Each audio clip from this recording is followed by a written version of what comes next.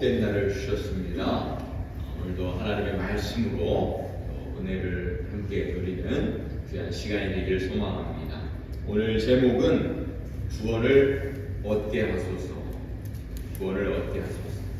오늘 구원의 은혜가 우리 가정과 또 우리 이 지역과 온 열방 가운데 있기를 간절히 소망합니다. 구원의 은혜를 간구하는 마음으로 또 함께 은혜를 나누고 기도할 수 있기를 간절히 소원합니다. 오늘 말씀을 자세히 보면 하나님 우리를 구원하소서, 우리가 구원을 얻게 하소서 이렇게 반복해서 기록되어 있는 말씀을 우리가 2절과 또 3절 또 7절 19절에 걸쳐서 계속해서 반복하고 있다는 것을 우리는 볼 수 있습니다. 오늘 시편 80편의 표제어를 보면 소사님 에돛에 맞춰 지휘자를 따라 부른 노래라고 기록되어 있습니다. 소사님 에돛에 맞춰 지휘자를 따라 부른 노래. 이 소사님 에돛이라는 말은 언약의 백합화, 증거의 백합화, 이런 뜻을 가지고 있는데요. 조금 단어가 어렵죠. 백합화는 순결함을 상징합니다. 하나님과의 관계 속에서 우리가 누리는 그 은혜와 하나님의 아름다움을 반영하며 믿음과 신뢰의 삶을 살도록 격려하는 그런 의미를 갖고 있어요. 하나님과의 아름다운 그런 관계. 그래서 그런 이 소사님 에돛의 이 언약의 하나님의 그 언약의 백합화를 의미하는 그런 마음으로 이렇게 찬양하는 그런 시편인데, 오늘 말씀을 전체를 바라보면 그 오늘 말씀 시편 전체는 나라를 잃어버린 아픔 그리고 고통을 보여주고 있습니다. 하나님 우리를 살려주십시오. 하나님 우리가 지금 이렇게 망하게 됐습니다 하는 이스라엘의 슬픈 어조, 탄식과 고통이 담겨져 있는 이 시편 80편 전체라는 사실을 우리는 볼 수 있는 것이죠. 역사적인 배경을 우리가 이렇게 생각해 보면 북이스라엘이 아수르에 의해서 멸망당한 주전 722년의 그 상황으로 볼 수 있습니다. 1절과 2절을 자세히 살펴보면 요셉, 에브라임, 또 베냐민, 이 므낫세가 등장하죠. 에브라임과 므낫세가 누구입니까? 에브라임과 므낫세는 요셉의 아들이잖아요. 그죠? 요셉의 두 아들입니다. 베냐민은 요셉의 유일한 동생이죠. 그죠? 모두가 북이스라엘에 속한 지파들입니다. 남유다와 북이스라엘 중에서 어떤 나라가 먼저 멸망했죠? 북이스라엘. 그죠? 북쪽 북이스라엘이 722년 BC 722년. 그 다음에 남유다는 588년에 멸망을 했습니다. 북이스라엘은 남유다보다 더 많은 그 악한 왕들이 있었어요. 하나님을 멀리했습니다. 우상을 숭배했습니다. 불순종했습니다. 그래서 아수르에서 먼저 멸망을 당하게 된 것이죠. 진노와 심판을 당했습니다. 그 후에 아삽의 후손들은 그렇게 애통하며 눈물을 흘렸던 것이죠. 그래서 오늘 시편은 이 아삽의 후손들에게서, 이 성경에 보면 아삽이 지은 시로 되어 있는 것이 시편 12편이 기록이 되어 있는데, 대부분의 이 시편들이 아삽의 후손들에 의해서 공동체적으로 나라가 멸망하고 어려움 당한 그런 상황을 배경으로 해서 쓰여진 시인 것을 우리는 볼 수가 있습니다. 이스라엘 백성들에게 하나님은 목자와 같은 그런 존재였습니다. 이스라엘 백성들도 하나님이 우리를 인도하시는 그런 목자라고 그렇게 시편의 곳곳에서 그렇게 노래를 하고 있습니다. 이스라엘 백성들은 목자의 도움 없이는 간절히 살 수 없는 그런 연약한 양떼로 이렇게 비유를 하고 있습니다. 특별히 어려움 당할 때 양떼들은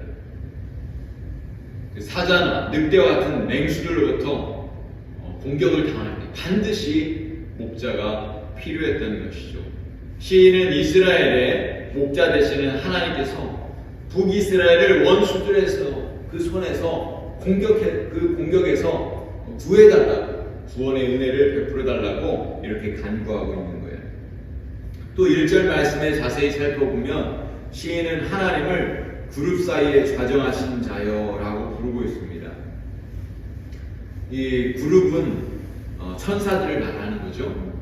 그리고 지성소 안에 이 언약궤 뚜껑 위에, 이 언약궤가 있으면 그 뚜껑 위에 뭐가 있습니까? 이 속죄소가 있죠. 거기에 보면은 천사들, 그룹들이 있잖아요. 그래서 그 공간 안에 하나님이 임재하신다. 구약시대 때 그렇게 말씀을 하고 있는데, 그 그룹 사이에서 좌정하신 하나님, 우리를 늘 지켜주시는 하나님. 근데 우리가 지금 이렇게 멸망당하고 고통을 당하고 있습니다. 하나님, 우리를 다시 구원해 주십시오 라고 이렇게 이야기하고 있는 거예요. 시인은 이 하나님께서 어둠과 절망에 처한 북이스라엘에게 빛을 비추사 대적들로부터 물리쳐 주시고 다시 한번 구원의 은혜를 부어주시고 회복의 은혜를 부어주십시오, 이렇게 간절히 하나님 앞에 기도하고 있는 것입니다. 여러분, 우리에게 부어주신 그 놀라운 그 구원의 은혜는요, 이거는 어떻게 설명할 수 없어요. 하나님의 전적인 은혜입니다. 하나님의 그 자비와 긍휼로 우리가 구원의 은혜를 받은 거예요. 여러분, 이런 은혜를 받는 것은 정말 특별한 하나님의 은혜입니다. 그래서 우리는 이 구원의 은혜를 절대 잃어버려서는 안 됩니다.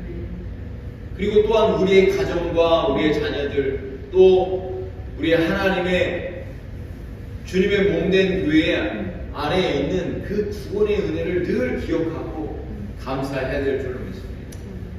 그러나 우리가 때때로 어떤 사람들 보면은 하나님의 구원의 은혜를 받은 것처럼 보여지는데 하나님의 은혜를 떠나는 사람들도 있습니다. 하나님의 그 은혜를 잃어버리는 사람들이 있다. 그런 사람들에게 다시 한번 하나님의 은혜가 임할 수 있고, 또 하나님의 은혜를 받지 못한 사람들에게는 구원의 은혜가 임할 수 있다. 하나님의 자비와 긍휼이 임할 수 있도록 우리가 기도할 수 있기를 소망합니다. 5절 말씀에 보시면은 주의 진노가 이스라엘의 임하니 눈물의 양식이 되었다. 주의 진노로 인해 이스라엘은 눈물을 마실 수밖에 없었습니다. 6절에도 보시면 우리를 우리 이웃에게 다툼거리가 되게 하시니 라고 고백합니다. 이스라엘이 하나님을 버리자 이 평화가 사라지고 주변국들과의 전쟁이 빈번하게 일어나고 8절부터 보시면은 포도나무 이야기가 기록되어 있습니다. 이것은 비유로 하나님께서 말씀하시는 것이죠. 포도나무는 이스라엘을 의미하는 것이고, 하나님께서 애굽에서 살던 이스라엘 백성들, 노예로 430년 동안 살던 이스라엘을 하나님께서 그 가나안 땅으로 구원해 주셨습니다. 출애굽시키셨어요. 그런데 마치 포도나무를 옮겨 심은 거예요.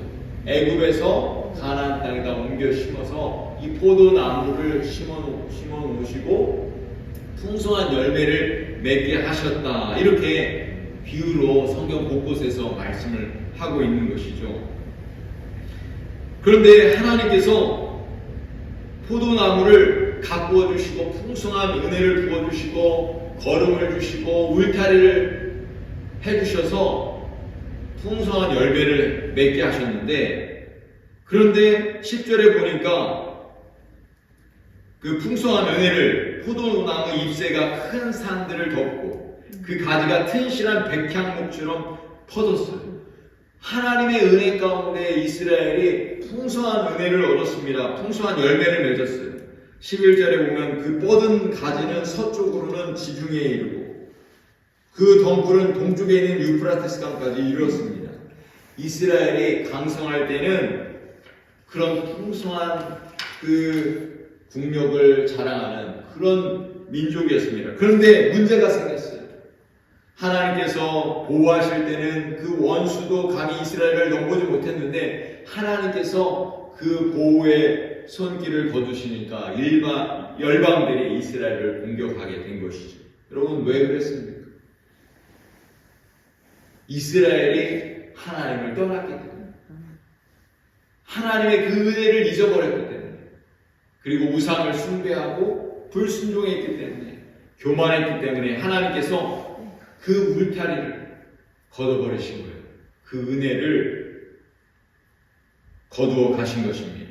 13절에 보니까 숲속의 멧돼지들이 포도 덩굴을 짓밟고 들짐승들이 그 열매를 먹어버렸습니다. 여기서 나오는 멧돼지와 들짐승들은 이스라엘을 공격하는, 침략하는 이방 민족들을 상징하는 것이죠. 14절의 시인은 이스라엘의 보호자 되시는 만군의 여호와께서 다시 돌아와 주실 것을 간절히 간구하고 있습니다. 당시 북이스라엘을 공격하던 이 아수르는 아주 그 당시 가장 강력한 그런 군대를 가지고 있었습니다. 아무도 북이스라엘을 아수르의 손에서 건질 수 없었어요. 15절의 시인은 지금 적군에 의해서 불타 무너져 내리고 있는 북이스라엘과 수많은 사람들의 칼에 찔려 죽어가고 있는 것을 이렇게 또 말씀하고 있습니다. 16절에 보시면은 그것이 불타고 배임을 당하며 주의 면책으로 말미암아 멸망하오니, 시인은 분명 이스라엘이 불타고 원수의 손에 멸망한 것이 주님의 면책, 북이스라엘의 죄악에 대한 주님의 꾸짖음에 대한 그런 결과라고 말씀하고 있는 것입니다. 17절에도 시인은 이스라엘을 힘있게 만들어 주셨던 하나님의 구원의 손길을 다시 한번 베풀어 달라고 호소하고 있습니다. 여러분, 오늘 우리가 기도하실 때 우리의 가정 가운데, 우리의 자녀들 가운데, 우리의 조국 대한민국 가운데 하나님의 은혜를 부어달라, 하나님의 구원의 그 놀라운 그 자비와 긍휼을 다시 한번 부어달라고 우리는 기도해야 될 필요가 있습니다. 여러분, 하나님의 은혜가 떠나면, 하나님의 그 사랑이 우리를 돌봐주시지 않으면 우리는 무너져 내릴 수밖에 없고 우리는 실패할 수밖에 없는 것입니다. 여러분, 어떤 나라도 어떤 민족도 하나님의 그 은혜가 없이는 살 수 없는 거예요. 그 은혜를 아는 사람들은 오늘도 하나님의 자비와 긍휼을 구하는 줄로 믿습니다. 오늘 그 선한 목자가 되시고 우리를 풍성하게 은혜를 베풀어 주시는 그 하나님의 자비와 긍휼을 오늘 이 새벽에 또 구할 수 있기를 소망합니다. 특별히 하나님을 알지 못하고 예수님을 믿지 않는 우리의 자녀들, 우리의 가족들이 있다면, 우리의 부모 형제들이 있다면 우리가 그들을 위해서 기도하는 오늘 귀한 복된 시간이 되길 소망합니다. 하나님은 우리에게 구원의 은혜를 다시 부어 주실 것입니다. 우리가 함께 기도할 수 있기를 간절히 소망합니다. 함께 기도하시겠습니다.